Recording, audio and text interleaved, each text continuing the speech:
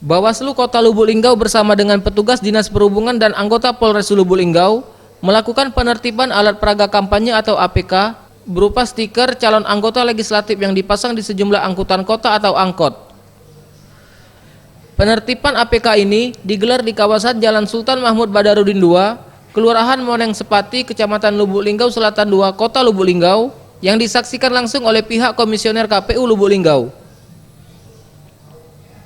Pelepasan stiker caleg yang dilakukan petugas Panwaslu, satu persatu angkot yang melintas diperiksa petugas.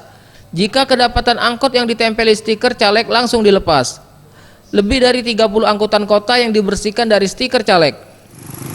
Berdasarkan hasil dari isi dari Bawaslu itu dilakukan paling lambat tanggal 18. Masih kurang lebih sekitar 30-an lah yang kita tertibkan.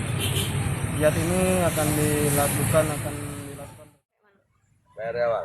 Bayar di awal. Jadi tidak masalah kak ini dilepas kak ya? Tidak salah. Kalau memang KPU yang melepas. Kalau masalah ya. Kalau kita yang melepas dewe, kita yang kena.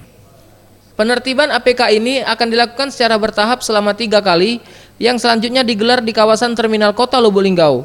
Tim Liputan, Sriwijaya TV.